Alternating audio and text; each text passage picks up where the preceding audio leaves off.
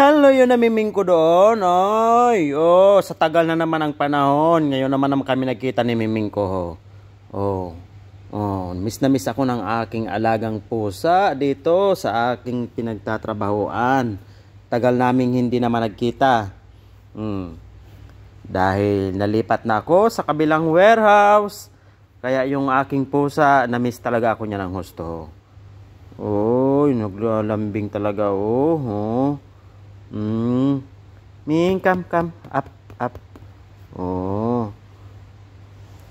3 buwan hindi kami nagkita ng aking alaga. Tapos ito siya ngayon, super lambing na naman. Nagmamakaawa. Gusto mo ba isama na kita doon, Muning? Gusto mo isama kita doon, ha? Sa kabilang warehouse? Ha? Inaalagaan ka naman dito ni Beshi. Ni Beshi Almera. Di ka naman pinapabayaan dito, di ba? Lagi naman ako dito nagbibisita sa iyo. Huwag ka na malungkot, ha? Andito na. Andito na yung laging nagpapaligo sa iyo, di ba? Papaliguan kita, ha?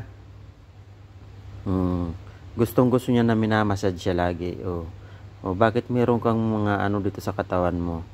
Meron kang butlig-butlig na nahawakan ko. Laki-laki na ni Miming ko doon. Grabe.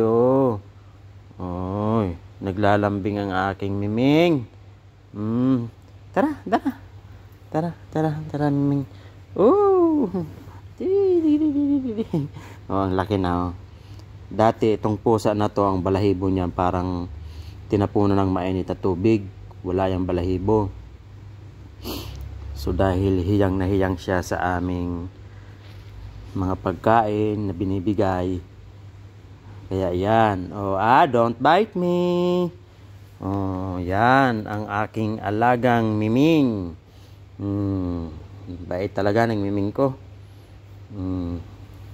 Come, up. Come na. Ocho. Sige, paalam ka na, Miming. Paalam ka na. Sige na, paalam na ikaw. Wag na mahiya. Wag na mahiya. Wag na mahiya. Papaalam na, Miming. Bye-bye, Miming. Paalam na. Wag na mahiya ang Miming.